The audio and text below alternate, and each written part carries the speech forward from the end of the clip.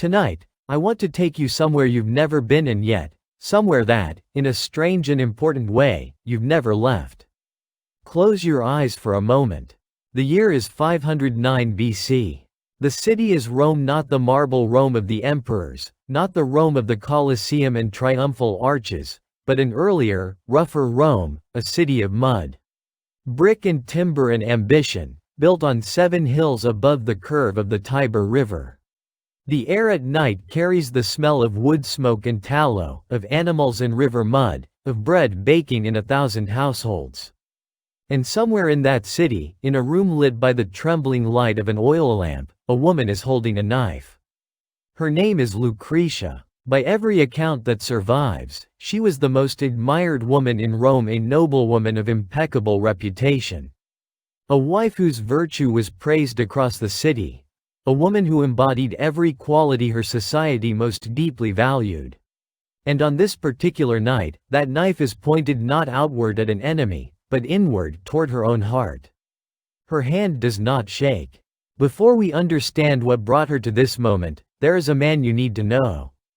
His name is Lucius Junius Brutus, and I want you to carry that name with you tonight, because everything that follows flows from his patience. His extraordinary, almost inconceivable patience. For decades, this man performed the role of a fool in a tyrant's court. He gave nonsensical answers when questioned. He laughed at the wrong moments. He stumbled when he walked and stared blankly when addressed. The sons of kings mocked him at royal banquets, and he smiled the empty smile of a simpleton and did not react. He did all of this on purpose. Every single day. For decades. And beneath that performance, a single flame refused to go out. Freedom. A republic. A world in which no man could claim the absolute right to rule other men simply because of the blood he was born into. There is another man you need to meet, Publius Valerius Publicola. A name meaning, friend of the people. He was the sword to Brutus's vision, the builder to his dream. The man who would take an idea born in grief and revolution and hammer it into law, into institutions, into the structural bones of a civilization. He came from privilege and spent it on principle. He was given power and used it to limit power. And then there is the king. Lucius Tarquinius Superbus. Let's linger on that name for a moment. Superbus. In Latin, it does not merely mean proud. It carries the weight of a particular kind of pride, the pride that cannot tolerate limits, the pride that regards other people as instruments. The arrogance of a man who believes the rules exist for others. This was not a nickname coined by later historians. The people of Rome called him this while he was alive, while he stood before them in his power, while there was every reason to be afraid. What you are about to hear is not simply a story about a political coup, though it is certainly that. It is the story of an idea, the radical, improbable, world-altering idea that power itself must be limited. That no human being, however capable or well-intentioned, should hold absolute authority over other human beings. That government is not a birthright but a trust, accountable to those it governs. That idea was born in blood, in grief, and in the impossible patience of a man who spent a lifetime pretending to be no one. Are you ready? Then let's go back. To feel what Brutus was working against, we need to place ourselves inside the Rome of the 6th century BC, not as tourists admiring ruins, but as people who live there, who breathe its air and navigate its hierarchies. Picture the city as it stands in this period. 7 hills rising steeply above the Tiber Valley, their slopes connected by paths and narrow streets that are, in most of the residential districts, unpaved.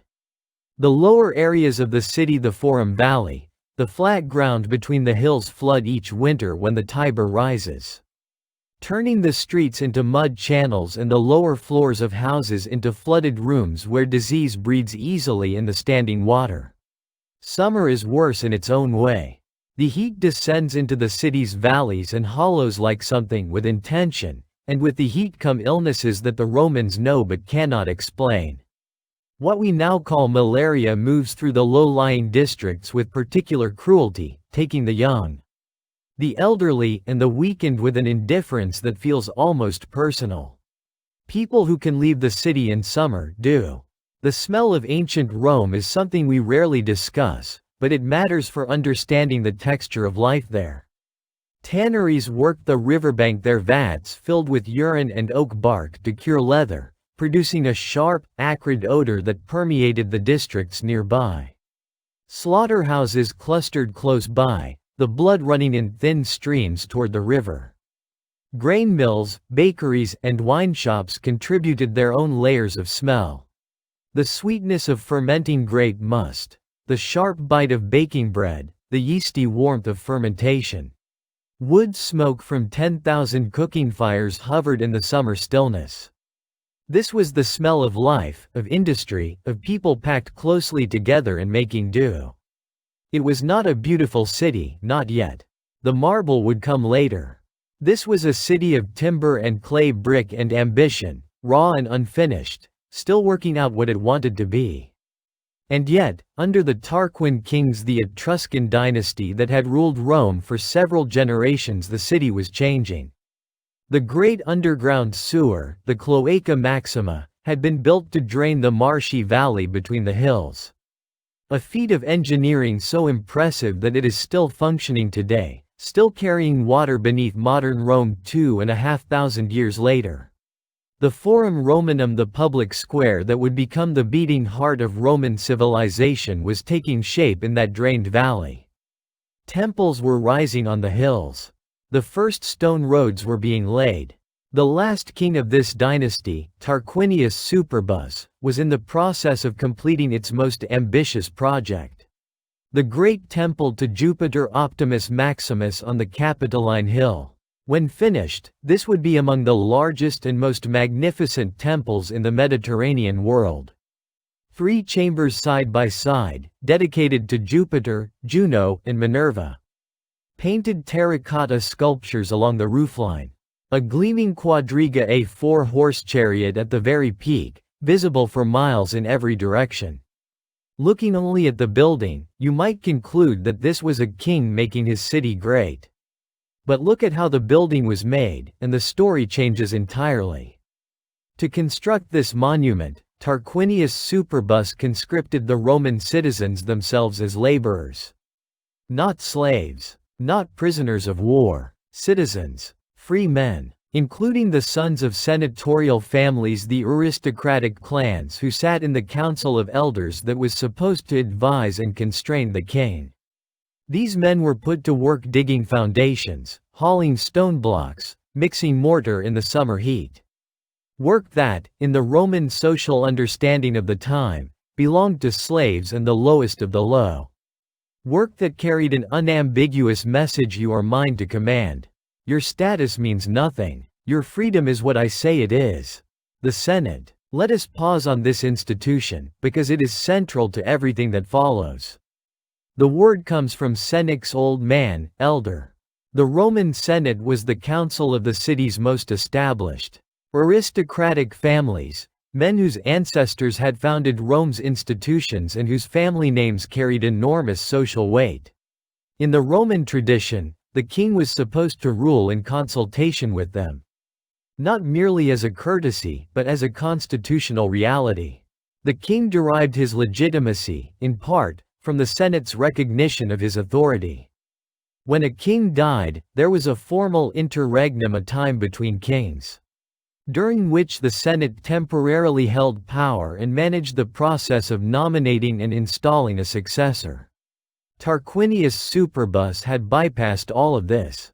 He came to power by killing his predecessor, Servius Tullius, who was, extraordinarily, his own father-in-law. A conspiracy organized with his wife, Tullia, who was Servius's own daughter.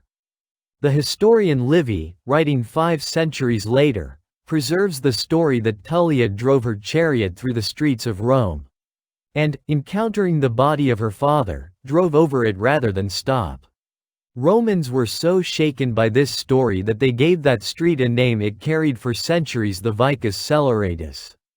The street of wickedness. The street of crimes. This was the foundation of Superbus's reign. violence, betrayal, and the contempt of all convention. From that beginning, he ruled accordingly. He convened the Senate only when it suited him, and not always then. He issued death sentences without seeking the advice of the council. He decided property disputes by personal fiat. He made treaties and conducted wars as private enterprises. The Latin word that Roman writers reach for again and again when describing him is superbia, and in this context, it carries a meaning slightly different from simple vanity. It means the assumption of divine exemption, the belief that the rules which bind ordinary men simply do not apply to you. The conviction, acted out daily, that you stand above the human community you nominally govern. This conviction, it turned out, was contagious.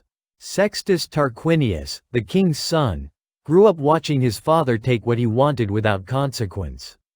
He absorbed, bone deep, the lesson that power is its own justification, that the strong man does what he can and the weak man endures what he must. When Sextus visited the household of Collatinus, his kinsman, as a guest welcomed and sheltered, according to the sacred customs of hospitality, and then crept through the sleeping house to force his way into the bedchamber of Collatinus's wife, he was not acting against his upbringing. He was fulfilling it. That act, and what followed from it, is where our story really begins.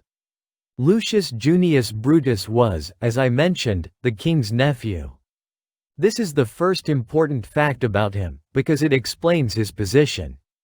He lived at court. He ate the royal food, attended the royal ceremonies, occupied some formal place within the household of the man who had killed his father and his brother and taken their wealth.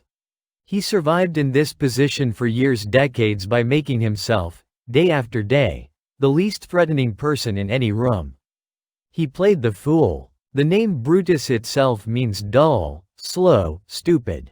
Whether he chose this name deliberately or whether it was conferred on him, the historical record leaves some ambiguity. He wore it like armor. At royal dinners, he gave absurd answers to simple questions. He laughed at things that were not funny. He missed obvious points. He stumbled and stared blankly. The king's sons found him amusing in the way that the powerful find the apparently helpless. Amusing as confirmation of their own superiority, as a piece of living furniture that posed no conceivable threat. Not a single moment of this was accidental. Brutus understood something that requires both intelligence and a particular kind of discipline to understand clearly. That a clever man in the court of a suspicious tyrant is a dangerous man, and a dangerous man does not survive. The only safe position was the invisible one. And invisibility, in a royal court, required constant, exhausting performance. He performed, every day, for decades. There is a story about Brutus that has survived 2,500 years, and while we cannot verify its historical accuracy, it survives because it captures something essential about what kind of man he was. When the king's sons traveled to consult the oracle at Delphi, the famous temple of Apollo in central Greece, where a priestess breathed the vapors rising from a sacred cleft in the earth and delivered the gods' pronouncements in riddles, Brutus was brought along as a kind of court jester, a human joke to drag on the journey. The princes presented their questions to the oracle and received their answers. Then they asked who among those present would next hold power in Rome? The Pythia's response, as reported by ancient sources, was this: whoever first kisses his mother will be the next ruler. On the journey home, the princes jostled and competed to be the first to reach their mother when they returned. Brutus stumbled, fell in the road, and lying face down in the dust of a Greek mountain path, he pressed his lips against the earth. The earth, Mater Terra, the mother of all things. The princes laughed. Another piece of evidence for the simpleton's simplicity.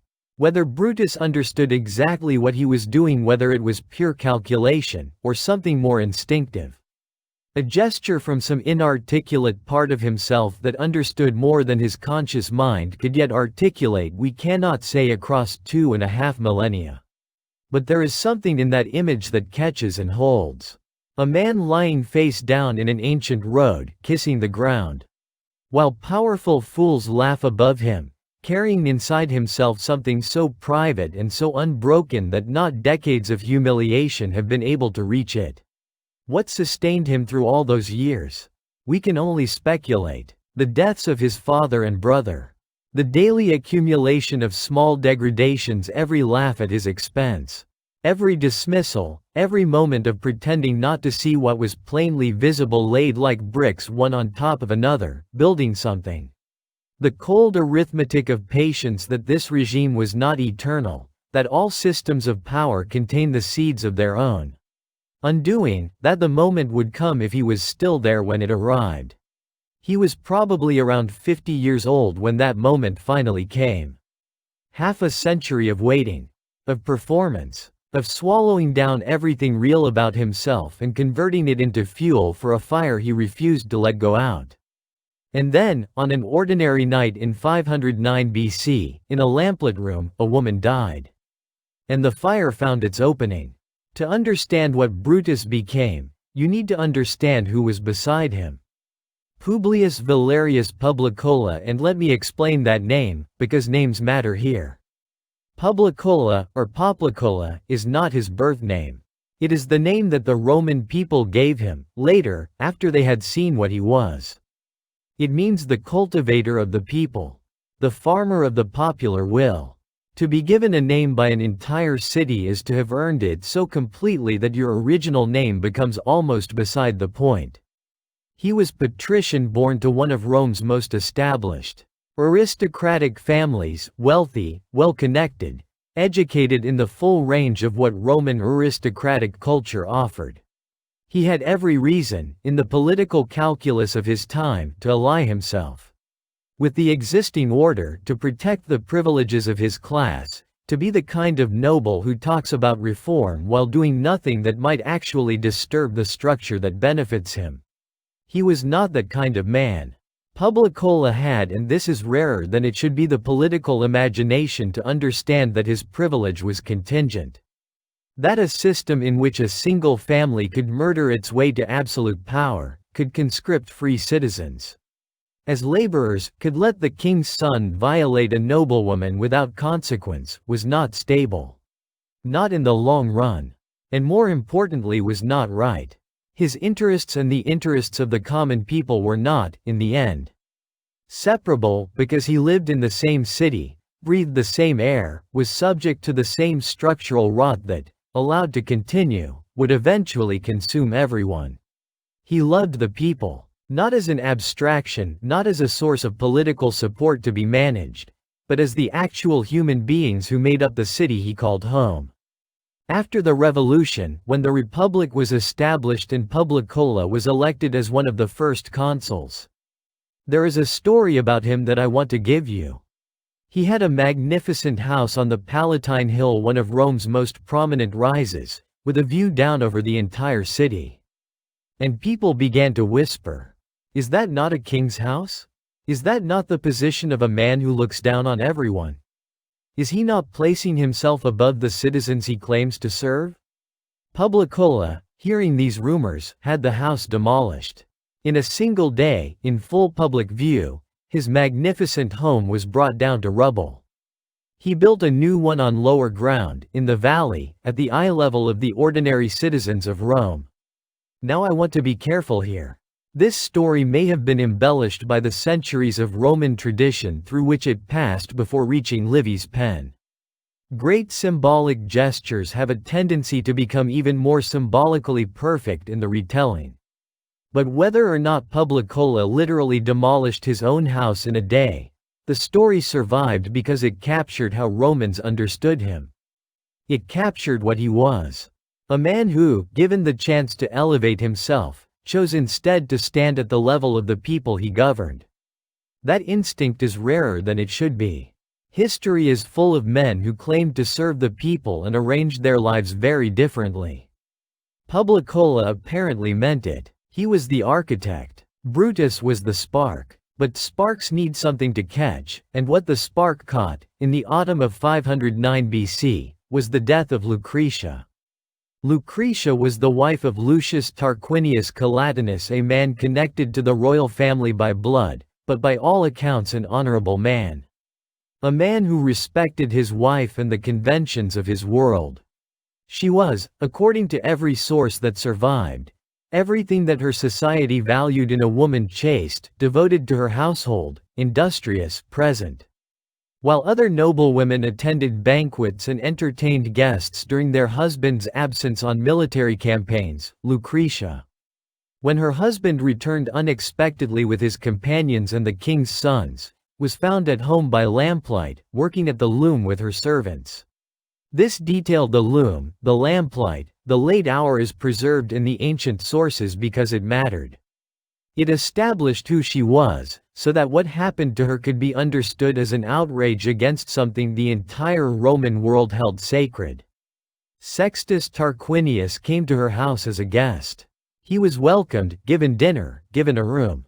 These were the sacred obligations of Roman hospitality, among the most deeply held social customs of the ancient world. A guest was protected. A host's household was a sanctuary. Sextus violated this. He waited until the house was silent, the lamps extinguished, the servants asleep. And then he went to Lucretia's room. I will not describe what happened in detail, because the point is not the act itself but its structure. Its structural meaning. Sextus Tarquinius was the king's son. In the Rome of 509 BC, there was no mechanism to hold the king's son accountable. The king decided what was punishable and what was not. The king's son lived, therefore, outside the law, not because the law explicitly said so, but because the law was whatever the king said. It was, and no one could compel the king to say anything that inconvenienced his family. Lucretia sent for her father and her husband the next morning. She told them everything, in front of witnesses. Consider what this required of her. In the social world of ancient Rome, for a woman to speak publicly about such a violation was itself a form of exposure, carrying an enormous weight of shame she had not earned, had not deserved. But that her culture had placed on her anyway, the way cultures have always done. She chose to speak in spite of this. She said no unchaste woman will ever use Lucretia as her example. And she drove a knife into her own chest. The knife fell to the floor. That small, final sound in a lamplit room in a city that did not yet know what was about to happen. That sound echoes forward through 2,500 years. Brutus was there. He pulled the knife from Lucretia's body. He held it up, still dark with her blood, in front of her father, her husband, and everyone in that room. And he spoke in his own voice for the first time. By this blood, he swore, he would drive Lucius Tarquinius, his wife, and every member of his family out of Rome.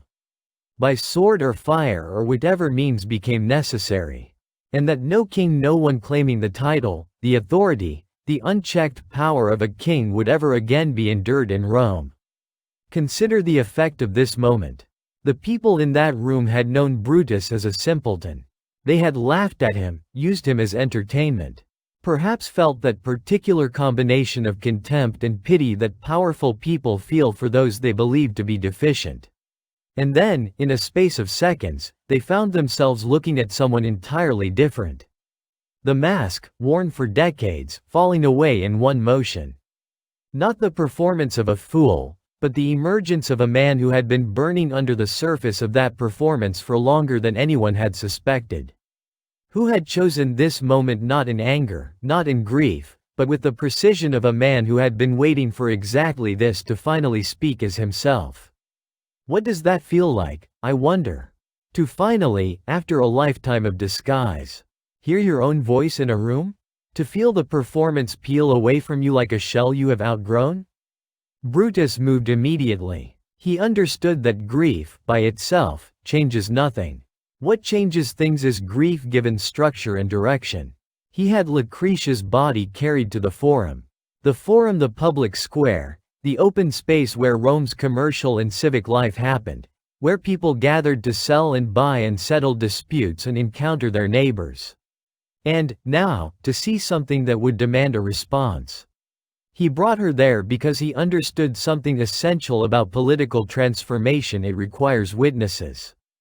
The sight of a murdered noblewoman, the daughter and wife of respected men, the most admired woman in the city, laid out in the public square, was not merely an appeal to emotion. It was an argument, a visible, undeniable argument. This is what unchecked power looks like when it runs its course. This is what you are protecting when you protect a system that puts one family above the law. The crowd gathered. It always does when something true is finally said in public. We don't have a transcript of what Brutus said. No one writing in the ancient world had access to a court reporter's notes from 509 BC. But Livy, reconstructing the speech 5 centuries later, gives us its essential structure. You have worked like slaves. Your sons have dug foundations for a monument to a man who murdered his way onto the throne. Your daughters are not safe in their own homes from the king's sons. This is not the accident of one bad family. This is what happens when there are no limits. When power is unchecked, it always, eventually, comes to this. The crowd's anger, which had been accumulating in silence for years, found its direction. But Brutus had not simply relied on the spontaneous anger of a crowd. Revolutions are made before they are announced.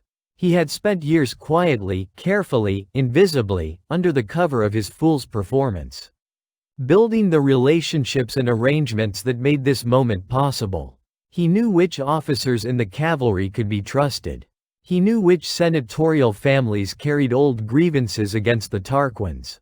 He understood the army well enough to know that if he could reach the soldiers before Superbus, who was away from Rome, besieging the Latin city of Ardea, he could detach them from their loyalty to the king. He was right. The city closed its gates against Tarquinius Superbus when he marched back toward Rome. The army, addressed by Brutus, refused to follow him. His son Sextus fled to the city of Gabii, where the people there, who had their own reasons to hate him from earlier cruelties, killed him. The last king of Rome rode into exile in Etruria, and the city he left behind began, with extraordinary speed, to reinvent itself. The question was into what? What the Romans built in the months and years after the expulsion of Tarquinius. Superbus was something the world had not quite seen before, or had seen only in fragments and approximations.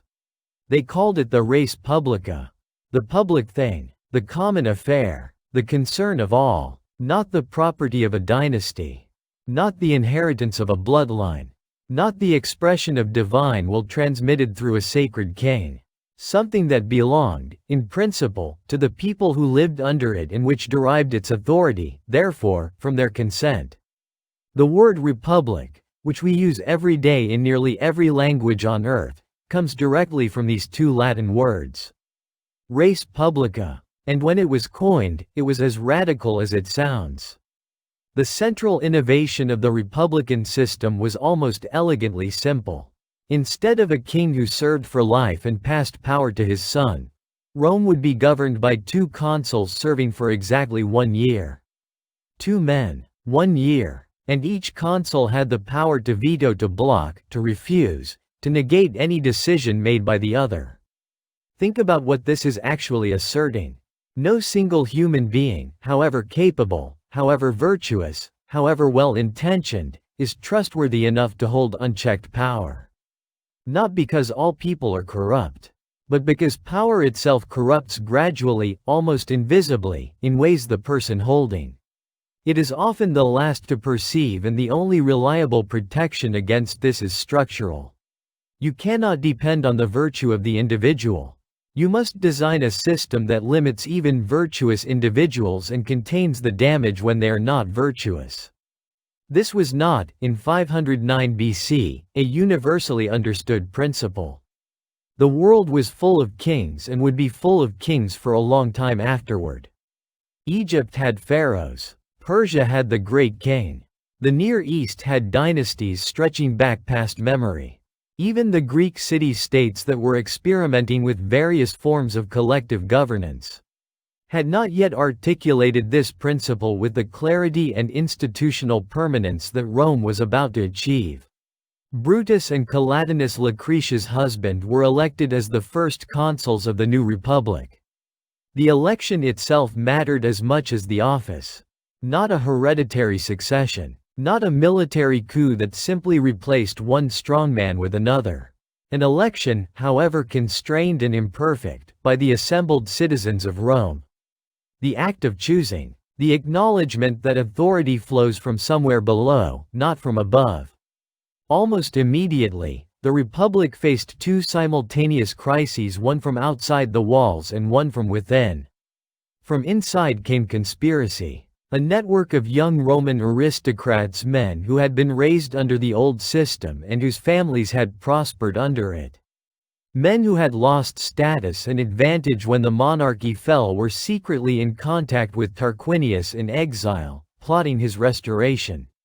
The conspiracy was discovered. Among the conspirators were the sons of Brutus. His own sons, Titus and Tiberius. His own blood, involved in a plot to undo everything their father had spent his life working toward. Brutus, as consul, presided over the trial. He heard the evidence, reached the verdict, and pronounced the sentence death. And then he sat in the curule chair, the formal seat of the consular office. The symbol of the new authority he had created, and watched his sons be flogged and beheaded in public. Livy describes this with a restraint that makes it more devastating than any elaboration could. He writes simply that the anguish of a father passed across Brutus's face, but the expression of the consul did not move. What do we make of this? We can admire it or find it horrifying or feel both simultaneously. But I think what Brutus was saying, through his stillness, was something precise and important. The Republic is not an abstraction. It is a commitment. And a commitment that collapses when it becomes personally costly is not a commitment, it is merely a preference. Preferences fail. Commitments endure. If the new system meant that no one stood above the law, it had to mean that no one did, not the king's family, not the consul's family, not anyone's family. The price of the principle was 2 young men. He paid it. From outside the walls came military threat. Tarquinius Superbus, in exile, had convinced the powerful Etruscan city-states of Veii and Tarquini to support his restoration by force. An alliance of Etruscan armies moved on Rome. The Republic, barely a year old, would have to fight for its survival. Brutus led the Roman forces. At the Battle of Silva Arcia, sometime in 508 BC, Brutus and Aruns, Tarquinius, son of the exiled king, found each other in the midst of the fighting. Both men on horseback. Both men, one imagines, knowing exactly who the other was. They charged. They struck simultaneously. Both died. Brutus died before he could see whether the thing he had spent his life building would survive. He died in its first year, before it had proven itself, before it had acquired the weight and momentum of established tradition.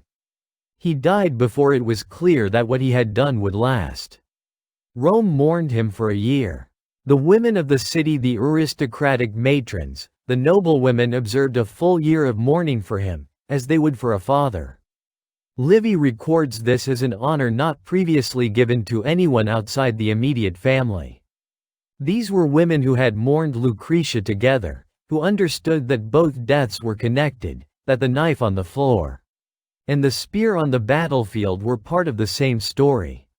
They gave him the mourning of fathers because that is what he had been to the thing they valued most.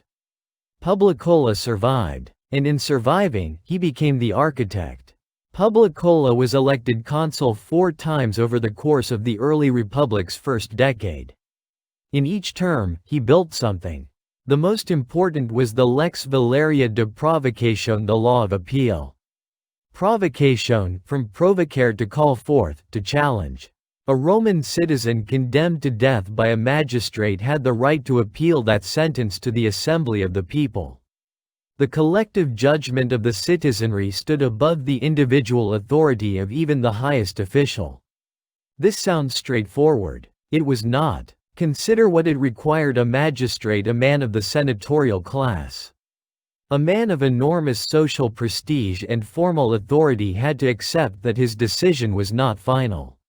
That an ordinary citizen, a man of no particular status, could stand up and say, "I appeal." And that this appeal had to be heard. The system was designed, deliberately, to insert a check between the power of the magistrate and the life of the citizen. The magistrate could not simply act. He had to wait. The 12 Tables. Around 450 BC, almost 60 years after the revolution, the Republic undertook its most consequential single act of self-limitation. A commission of 10 men was sent to Greece to study Athenian law, and returned to codify Roman legal customs in writing, on 12 bronze tablets, erected in the forum where anyone could read them. Before this, Roman law was customary and oral, known primarily through the priestly colleges, which were controlled by the patrician families. Law, in this system, was a kind of secret knowledge. A plebeian standing before a magistrate was at the mercy of the magistrate's interpretation of customs the plebeian had never been formally taught. The 12 Tables changed this in a fundamental way. The rules were written, in public, for everyone. No magistrate could tell you that the law said something you could not verify for yourself. No aristocratic family could claim that the ancient customs meant whatever it was convenient for them to mean this particular month. The law was there, carved in bronze, standing in the square. The tablets themselves no longer survived. The Gauls sacked Rome around 390 BC and the originals were lost. But fragments have been preserved in quotations by later writers, and they give us a sense of what they contained. Property rights, inheritance, debt, family law, procedural rules for trials. The language is terse, unadorned, deliberately stripped of elegant ambiguity. Law, this plainness of language suggests, should be readable. It should be knowable. It should mean the same thing on Tuesday as it meant on Monday. This is the ancestor of written constitutional government, of the principle that the law is not what powerful people say it is, but what the document says, and the document is available for inspection. And then there is the veto. The struggle between the patricians and the plebeians, the old established families, and everyone else ran through the first 2 centuries of the Republic. The plebeians paid taxes and served in the armies and built the city. But they were excluded from the highest offices, from the major priesthoods, and from certain social rights that the patricians guarded jealously. They could not become consuls. They could not intermarry with patrician families, at least not initially. The law, written or not, was administered by men of the patrician class. Around 494 BC, the plebeians did something extraordinary. They left. The secessia plebis, the secession of the plebs. They walked out of Rome, en masse, and encamped on the sacred mount outside the city walls. They refused to serve in the army. They refused to work the fields. They stopped participating in the civic life of a city that refused to treat them as full participants. The patricians could not run Rome without them. This was the blunt structural reality that the secession made impossible to ignore. An army needs soldiers. A city needs workers. A tax base needs taxpayers. The plebeians had withdrawn all of these, and the city felt their absence immediately. Negotiations followed, and from those negotiations emerged one of the most distinctive institutions of the Roman Republic, the tribunes of the plebs. 10 men, drawn from the plebeian order, elected by the plebeian assembly. And they were given a power so simple and so absolute that it remains startling. They could say no to anything, to any decree of the Senate, any order from a consul, any legal proceeding. A tribune's veto was final. Veto. I forbid. That word, those 2 syllables, they were first spoken in anger and necessity by Roman plebeians standing on a sacred hill outside their own city, refusing to participate in a system that excluded them until that system agreed to give them a voice. Today, that word is spoken in the chambers of the United Nations Security Council, where the 5 permanent members each hold an absolute veto over collective action. It is spoken in the legislatures of dozens of countries where chief executives can block the passage of laws. It sits embedded in the constitutional structures of governments that have never had a direct connection to Rome. Because the idea it represents that some individual or body must have the power to say stop has proven indispensable to every attempt to organize collective power. The word hasn't changed in 2,500 years. The conflict of the orders, as historians call it, lasted almost exactly 2 centuries. 200 years of negotiations, walkouts, legal innovations, and gradual compromise. In 287 BC, the Lex Hortensia declared that the decisions of the plebeian assembly had the full force of law, binding on all Romans, regardless of whether the Senate approved them. 200 years. There is something both humbling and instructive in that timeline.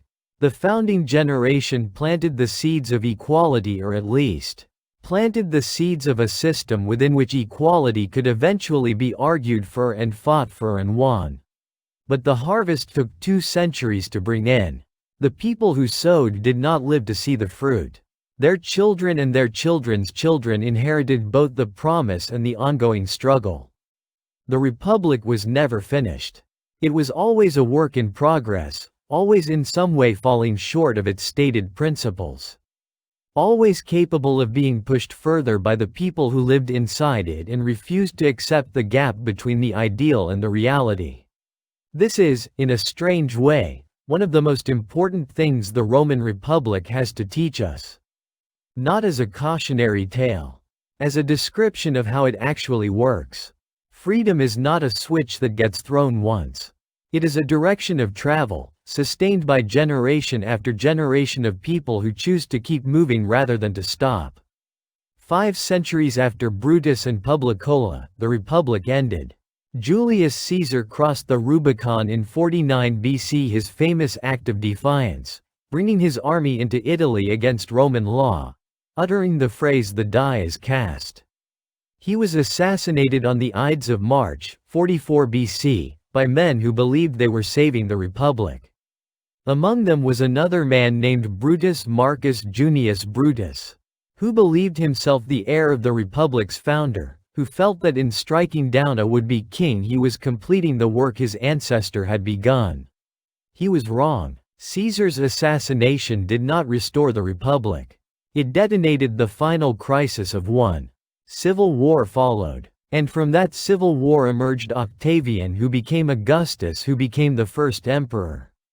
Careful enough to keep all the republican forms while quietly emptying them of their substance. The Senate continued to meet. The consuls continued to be elected. The tribunes continued to exercise their nominal vetoes. The vocabulary of the Republic was preserved even as its reality was replaced. The Republic as a lived system of governance was over. And yet, something strange had happened in those 5 centuries. The ideas had escaped the institution. They had been written down. They had been argued over by lawyers and philosophers and historians. Cicero had analyzed the Roman constitution in his dialogues. Polybius, a Greek observer of Rome's rise, had described its mixed constitution, the balance of consul, senate, and assembly, as the secret of Roman stability. These texts were copied and preserved through the centuries that followed the empire's eventual dissolution, passed through medieval monasteries, rediscovered and re-argued during the Renaissance, synthesized by Enlightenment philosophers who were looking for a rational basis for political authority. And then, in Philadelphia, in the summer of 1787, a group of men sat down to design a government for a new nation. They had read Polybius on the Roman constitution. They had read Montesquieu's Spirit of the Laws, which drew heavily on Roman history to develop its theory of the separation of powers. They had read Cicero. James Madison, writing in the Federalist Papers, cited Roman examples dozens of times. The men in that room were not romanticizing the ancient world, they were studying a specific political technology, trying to understand why it had worked, why it had eventually failed, and whether the failure was inherent or whether it could be designed around.